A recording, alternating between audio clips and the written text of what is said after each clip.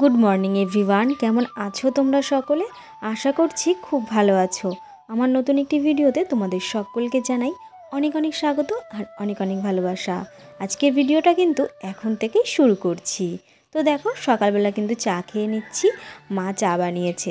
সকালবেলা লিকার চাটা খাওয়াটাই কিন্তু সব থেকে ভালো, কিন্তু কি বলবো বলো, আমাদের বাড়িতে সকলে দুধ চাই পছন্দ করে।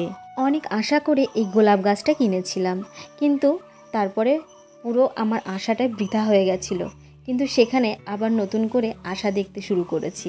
কি হয়েছে দেখো, আমার গোলাপ গাছে নতুন করে কড়ি এসেছে। ভীষণ আনন্দ হচ্ছে। গাছে শেষ পর্যন্ত ফুল তাহলে ফুটবে।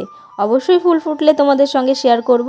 তোমরা দেখতে পাচ্ছ যে আমাদের যে মুরগির ঘরটা রয়েছে, এই মুরগির ঘরের উপরে না টিন দিয়ে বাঁশ দিয়ে আটকানো ছিল। তো আমার হাজব্যান্ড যখন বাড়িতে ছিল ওই এগুলো করতো। ওর নাকি এগুলো করতে বেশ ভালোই লাগে। আসলে ও না খুঁটিনাটি কাজগুলো মানে সংসারে সেগুলো বেশ করতো, বেশ ভালোও লাগতো আমার। তো যাই হোক, গতকাল রাত্রেবেলা এত পরিমাণে ঝড় বৃষ্টি হয়েছে যে দেখো চাল টাল সব পড়ে গেছে।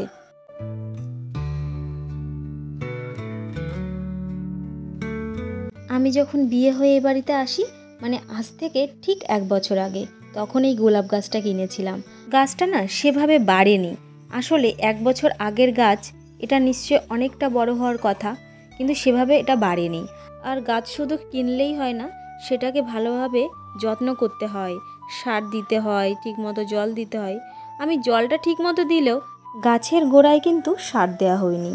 একটু আগে কিন্তু বৃষ্টি হচ্ছিল না, কিন্তু হঠাৎ করে কোথা থেকে মেঘ আসলো, আর সেই মেঘেই কিন্তু বৃষ্টি নামছে।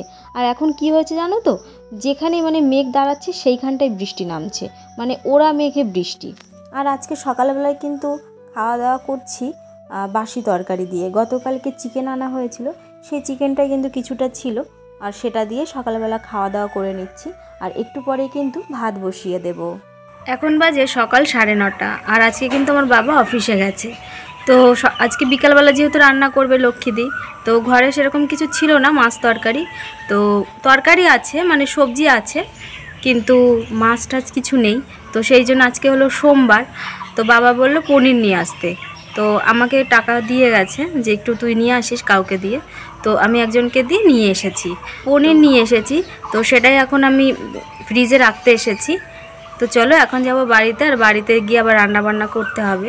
এই যে শাবলটা তোমরা দেখতে পাচ্ছ, এটা দিয়ে না বাবার এখানে কিছুটা কাজ ছিল, মানে আমি করিনি কাজটা, বাবাই করেছে। আসলে আমার বাবার এখানে যে কলপাটটা রয়েছে ওই জায়গাটা একটু ঢাকার জন্য একটা তাঁবু কেনা হয়েছিল। তো ওখানে তো খুঁটি পুঁততে হবে, তো সেই কারণে এই শাবলটা আনা। একটা কথা কি জানো তো, আমার বাবার যেখানে বাড়ি, এই বাড়িটার পেছন দিকটার সামনের দিকটার পরিবেশটা না বেশ সুন্দর। চলে আসলাম বাড়িতে, আর আমার শাশুড়ি মা বলছে যে চল মুরগির ঘরের ওই সাইডটায়, মানে আমাদের যেখানে পুকুর ওই সাইডে না দুটো জবা ফুলের চারা লাগানো হয়েছিল, আর চারা দুটোতে যে জবা ফুল ফুটেছে কালার দুটো এতটাই সুন্দর। তো মা আমাকে বললো যে এই বাগানের মধ্যে না লাগিয়ে একটু সামনের দিকে লাগালে একটু দেখতেও ভালো লাগবে, আর তুলতেও সুবিধা হবে। সবসময় তো এই বাগান যোগানে আসা সম্ভব নয় না। আর দেখো বর্ষাকালে কিন্তু আমাদের এই পুকুরের সাইডটা পুরো নোংরা হয়ে যায়। নোংরা বলতে আগাছা জন্মায়, তো সেই কারণে। আর আমাদের এই সাইডে কিন্তু আমাদের আম গাছটা রয়েছে, মানে হিমসাগর আম গাছ পুকুর পাড় দিয়েই রয়েছে। তো দেখো জায়গাগুলো নোংরা, তো এই জন্য আমি আসতেও চাই না, কেননা আমাদের বাগান বাড়ি, আর এই বাড়িতে না পোকাজোকার কথা বলা যায় না। আর পুকুরের সাইডটায় সবসময় সাপ পোকামাকড় দেখাই যায়। তো দেখো মাকে আমি বলছিলাম যে এই সাইডটা একটু পরিষ্কার করতে হবে, তাহলে এখন যেহেতু আম পেকেছে, তো যখনই আম পড়বে আমি আসতে পারবো বা কুড়াতে পারবো, এই জন্য। আর এই দেখো এই যে চারাটা, এই চারাটা তোলা হবে, আর ওই ভেতরে একটা চারা রয়েছে, এই চারাটা তোলা হবে। তো ওই জন্য শাপলটা আমি নিয়ে এসেছি। আর এই দেখো মা এখন কিন্তু চারা গাছটা তুলে ফেলছে, আর তুলে না ওই সামনের দিকটা লাগানো হবে। খুব সুন্দর ফুল ফুটেছিল। আর এই সাইডটায় যদি ফুল গাছগুলো থাকতো না, তাহলে রোদটাও সেরকম লাগে না। আর একটা গাছ বড় হওয়ার জন্য রোদ জল সব কিছুরই কিন্তু প্রয়োজন। তো সেই কারণে এই সাইডে এনে লাগানো হচ্ছে। এই দেখো এখন কিন্তু গর্ত খুঁজে মাই কিন্তু লাগিয়ে দিচ্ছে। বর্ষাকাল হচ্ছে গাছ লাগানোর একদম উপযুক্ত সময়। এ সময় গাছ লাগালে খুব দ্রুতই কিন্তু বাড়ে। শুনেছি বর্ষাকালেই নাকি যে কোনো গাছ লাগালে সেটা হয়ে যায়, মানে মরে যায় না।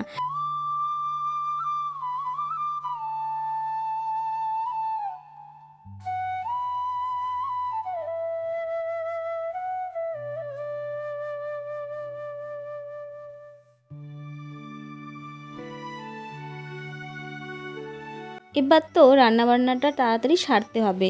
তো সেই জন্য দেখো গাছের কিন্তু বেগুন কেটে নিয়েছি। আজকে রান্নার জন্য সেরকম কিছু নেই ঘরে, আর বাজারেও যাওয়া হয়নি। আমার শাশুড়ি মা যেহেতু ফুচকার ব্যবসা করে, তাই সেই জন্য আলুর বস্তা, তারপরে লঙ্কা, পেঁয়াজ এগুলো বেশি পরিমাণে লাগে, তো ওই জন্য বেশি পরিমাণে এনে রাখা হয়। আর এই দেখো এত পরিমাণে লঙ্কা আনা হয়েছে, আর এই লঙ্কার বোটাগুলো ছাড়িয়ে রাখা হয়নি, এই জন্য অনেক লঙ্কা না পচে গেছে। আমাদের বাড়িতে এমন অনেক কিছু আছে যেগুলো না অকারণে নষ্ট হয়। দেখো সব সময় তো নিজের খেয়াল রাখা সম্ভব না, এই জন্য কিন্তু আরেকজনকেও খেয়াল রাখতে হবে। কেননা সংসারটা তো শুধু আমার নিজের একার নয় না, সকলের কিন্তু। যাই হোক, দেখো আজকে কিন্তু আমাদের বাড়িতে ডিমের ঝোল রান্না করা হবে। আর আজকে না তেমন মশলা টশলা দিয়ে রান্না করা হবে না, কেননা গতকালকে মাংস খাওয়া হয়েছে, আর মশলা একটু বেশি পরিমাণে আমাদের বাড়িতে খাওয়া হয়। তো সেই কারণে মা আমাকে বলল যে তুই ছোট ছোট করে আলু কেটে ডিমের ঝোলটা রান্না কর, তাও আবার কাঁচা লঙ্কা চিড়ে।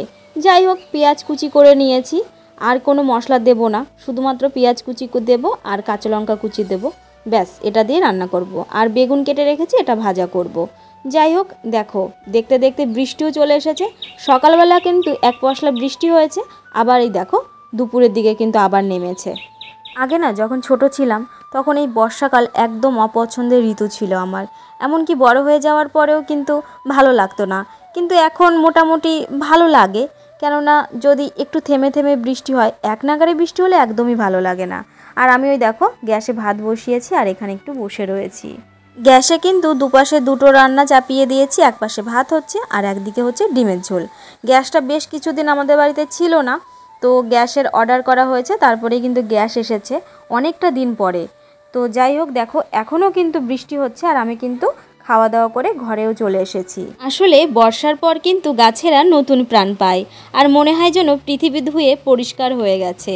এক কথায় গাছ ছাড়া মানুষ কিন্তু বাঁচতে পারে না। আর এদিকে দেখো আমাদের ঘরের জানলায় কত পিঁপড়ে, আর এই পিঁপড়েগুলোর প্রত্যেকটার মুখে ডিম। শুনেছি পিঁপড়ের মুখে ডিম থাকলে নাকি বৃষ্টি হয়।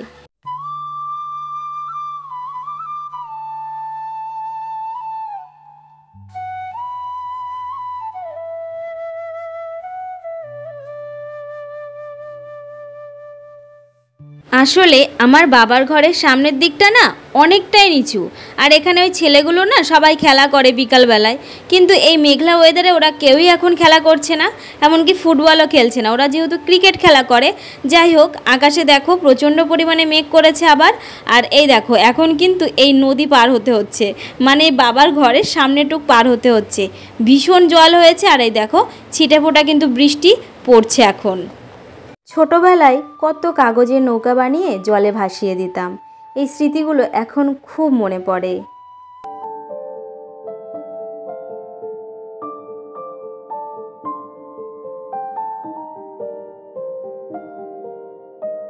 অনেকক্ষণ ধরে এই মেঘটার দিকে তাকিয়েছিলাম, কত সুন্দর লাগছে দেখো।